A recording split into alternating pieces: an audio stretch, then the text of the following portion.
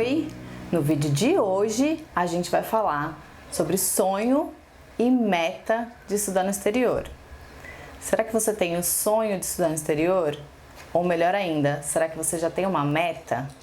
Você sabe a diferença entre os dois? Então fica aqui comigo que eu vou te explicar tudo no vídeo de hoje. O vídeo de hoje é para você que quer estudar no exterior algum dia e talvez já esteja se preparando para isso. Mas será que você está no caminho certo de seguir o seu sonho de estudar no exterior? Ou será que você está fazendo isso de uma forma meio destrambelhada e talvez se afaste de conseguir o que você quer por conta dessa forma como você está fazendo, como você está perseguindo o seu sonho? O vídeo de hoje é para quem já sabe o que quer estudar no exterior ou para quem ainda não tem a menor ideia, mas sabe que um dia quer estudar no exterior. Então ele vai ajudar a todo mundo que um dia quer realizar esse sonho. Para mim, a diferença entre o sonho e uma meta é que o sonho, ele é uma coisa um tanto idealizada, ele é uma coisa que talvez tenha até um pouco de fantasia, um pouco de exagero.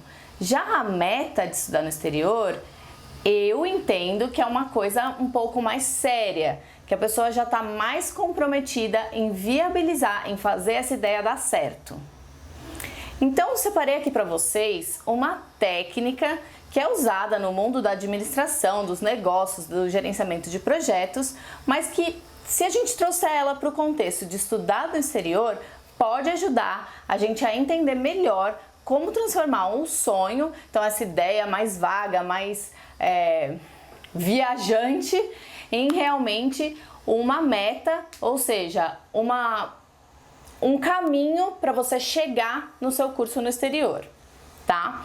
E se você tem mais ideias, interesse e dúvidas sobre estudar no exterior, comenta aqui embaixo para onde você vai viajar para estudar, no que os meus vídeos estão te ajudando, que eu vou adorar fazer outros vídeos e receber o seu comentário também. Então vamos lá. Como que eu vou diferenciar a meta para torná-la mais concreta do sonho, daquela coisa mais nuvens de algodão, unicórnios pulando e etc, tá? Como disse para você, tem essa técnica de administração e ela foi criada nos Estados Unidos. Os americanos adoram criar siglas para vários tipos de técnicas. Então, acho que lá para os anos 80, a primeira publicação dessa sigla ocorreu num jornal, num journal de administração de empresas e relatava a técnica SMART. O que quer dizer isso? Eu vou mostrar sigla por sigla, letra por letra, o que essa técnica quer dizer e vou dar exemplos. Agora, não se preocupe em decorar essa sigla, até porque em alguns livros ou algumas pessoas modificam essa técnica, publicam na internet diferentes letras. Em português, ela tem uma certa similaridade, mas as letras são diferentes, talvez, então não se preocupa com isso, tá? Até porque quando eu revi essa técnica na minha pós-graduação em marketing, eu não tinha muita paciência para essa técnica. Às vezes parece que é meio viagem, meio baboseira ficar decorando essa técnica para você aplicar para um estudo de caso que não existe, mas aqui eu acho que é bem interessante você aplicar para uma coisa que existe, que é essa sua vontade de estudar no exterior, porque aí sim você vai sentir como concretamente você consegue entender melhor esse seu sonho de estudar no exterior e fazendo pequenas adaptações em conceitos que talvez não estejam bem definidos ainda para que você possa ir chegando mais perto desse sonho e esse sonho realmente virar realidade, tá? Então vamos lá. A primeira sigla é o S, primeira letra da sigla, né? E esse S quer dizer specific em inglês. Então eu quero perguntar para você, esse seu sonho de estudar no exterior, ele é específico? E o que eu tô querendo dizer com específico? Você já sabe que tipo de curso você quer fazer? Entre tipos de curso, já falei aqui em outros vídeos, você precisa se perguntar se esse curso é acadêmico ou se ele é profissional. E além disso, você precisa conhecer um pouco melhor as universidades.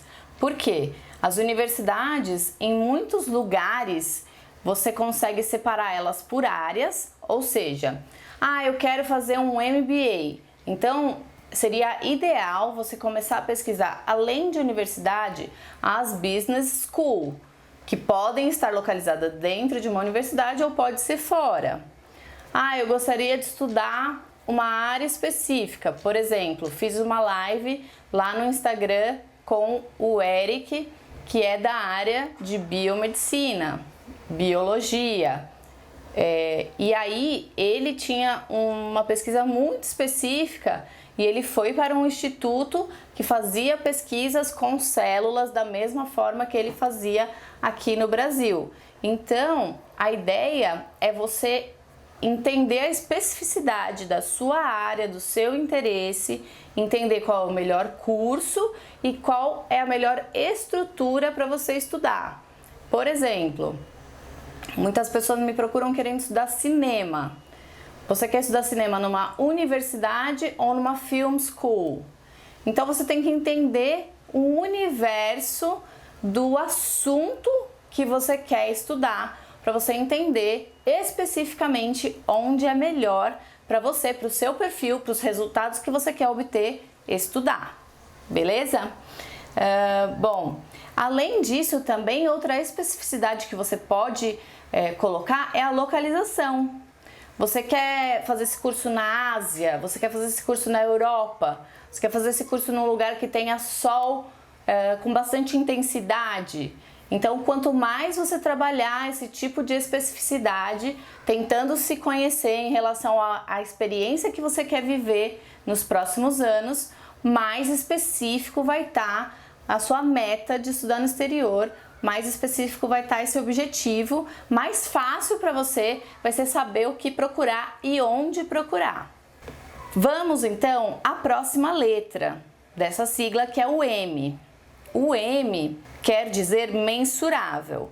Então, o que eu quero dizer como mensurável para quem vai estudar no exterior?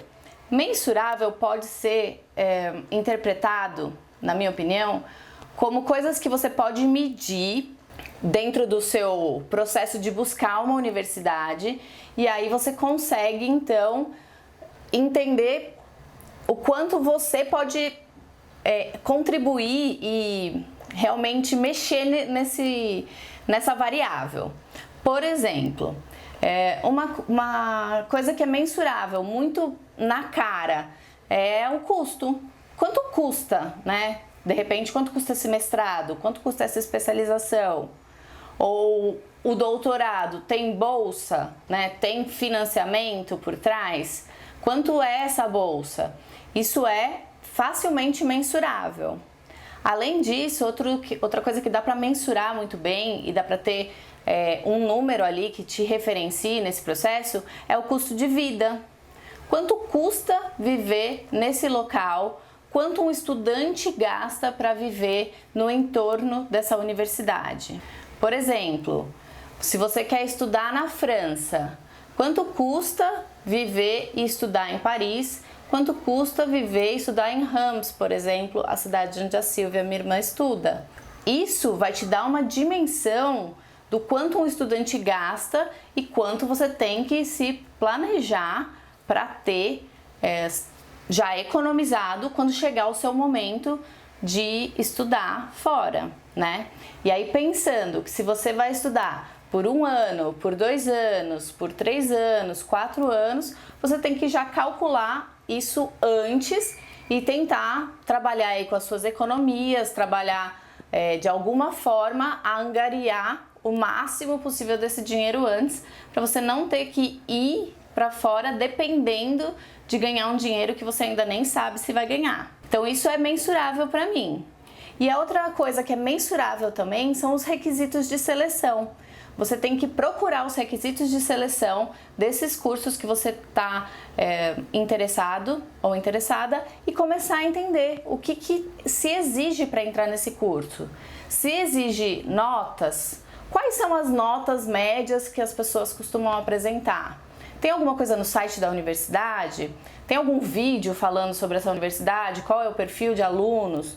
A gente vai misturar um pouco com o próximo objetivo, mas você precisa entender quem entra nesse curso, quem entra nessa universidade e se tem medidas objetivas que você pode se pautar para você poder chegar nesse objetivo, que é passar pelo processo seletivo e ser aprovado e receber a sua carta de admissão.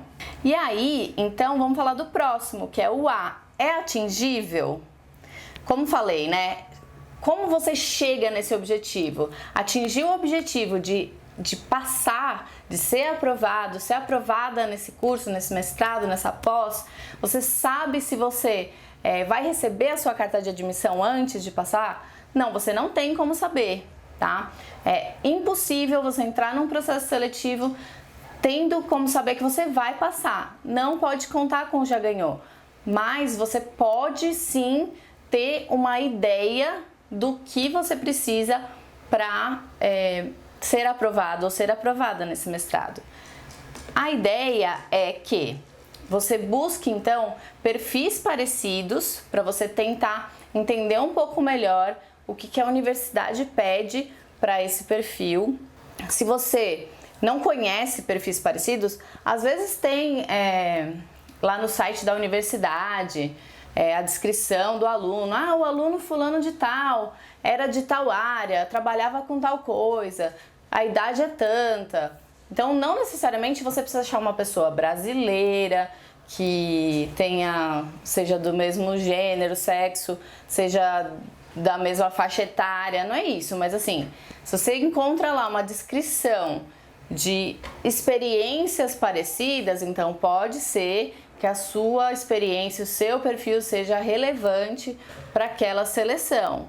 Se você não encontra, não descarta totalmente. Entre em contato com, de repente, os recrutadores, né, os recruitment officers, os admission officers dessa instituição e tenta entender qual é o perfil de aluno internacional que eles estão buscando. Até, dependendo se for algo mais acadêmico, procure os professores, né? Tente pesquisar qual a linha de pesquisa dessa instituição, se ela tem alinhamento com a sua, se o seu perfil pessoal também se adequa ao perfil do laboratório, ao perfil do departamento, à pesquisa que está sendo feita, porque isso é muito importante e é assim que você pode ter elementos mais concretos para saber se esse seu sonho de estudar no exterior é atingível. Bom, temos também o R. O R quer dizer se é realístico. Então, como que a gente vai saber se um objetivo é realístico? Essa acho que é a parte mais difícil de definir se o sonho é realístico ou não. Porque, como falei para vocês, é impossível prever quem vai ser admitido ou não num processo seletivo. Mas, ao mesmo tempo, eu como profissional que já trabalho há mais de 10 anos com educação internacional, começo já, quando converso com as pessoas, a entender um pouco melhor quais perfis são mais adequados aos cursos que elas estão buscando. Então, por exemplo, é muito comum, né, a gente ver pessoas que estão buscando cursos daquelas universidades que estão mais constantemente na mídia, seja em filmes, jornais, rankings, sabe, coisas simples que nem, aparece um seriado e aparece lá, fulano foi admitido na faculdade tal, ou aparece um moletom, sabe, isso vai criando na nossa cabeça uma imagem de que essa é a universidade melhor para você ser selecionado. Por exemplo, tem um episódio do The Office aquele seriado de comédia, que o cara fica falando, que eu fui admitido em Cornell, eu sou graduado em Cornell. Então ele fica dando essa referência da universidade como se a universidade também fosse ser uma referência dele como caráter, como pessoa, e não é bem isso, né? É claro que Cornell, esse exemplo que eu estou dando, é uma excelente universidade, mas não é a única universidade, tem várias universidades. Então você pode sim ter aquela universidade do sonho, fazer todo esse processo para entender se esse sonho é realístico para você, mas ao mesmo tempo você tem que se perguntar se você tem ou se você está buscando os requisitos de seleção. Se você não tem, você está buscando essa universidade só pelo nome? Você tem ou o dinheiro disponível, ou você está buscando viabilizar os custos que você vai ter estudando nessa universidade? Isso é um outro requisito muito importante que muitas vezes inviabiliza o sonho da admissão numa universidade dessas de grande nome. Por quê? Essas universidades muitas vezes, além de grande nome, também têm grandes custos. E não é bacana assumir logo de cara que essa universidade vai ter uma bolsa para viabilizar. Muitas universidades renomadas têm sim bolsa, mas é importantíssimo que você, com o seu perfil, vá direto lá na página de admissões do curso que você pretende se candidatar para entender quais são os tipos de ajuda financeira para alunos internacionais. Essa é uma parte muito importante, não pule essa etapa, porque muita gente nessa etapa assume que simplesmente sim, vou ter meus custos cobertos, e não é essa a realidade. Você precisa ver com seus próprios olhos lá na página de Financial Aid, de scholarships da universidade, quanto de bolsa eles oferecem para o curso que você está buscando, para o seu perfil de estudante, e qual então é a realidade de ganhar uma bolsa nessa universidade. Então, também o que eu te proponho aqui é você ter um plano B. Já que essa universidade, de repente, ela é o seu benchmark, hoje nós vamos usar todos os termos de marketing, é a sua régua lá, você está colocando ela como a ideal para você, será que não tem outras universidades parecidas que ofereçam condições viáveis para esse sonho se tornar realidade? É aí que você sai do sonho, aquele sonho mais viajado, para começar a trazer mais para a realidade, tá?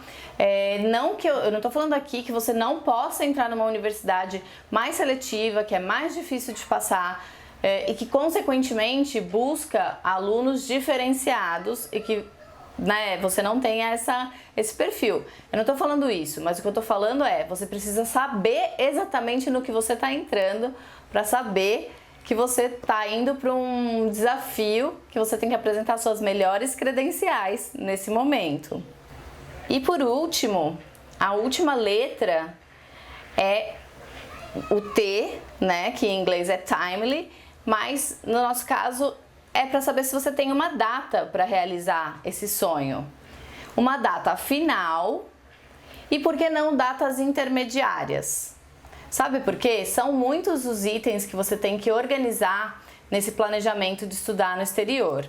Tanto o seu domínio do idioma, como todos os requisitos de seleção, a organização financeira, a sua organização de tarefas, de documentos. Então é super importante você desenhar uma linha do tempo para atingir esse objetivo e conseguir colocar uma data final.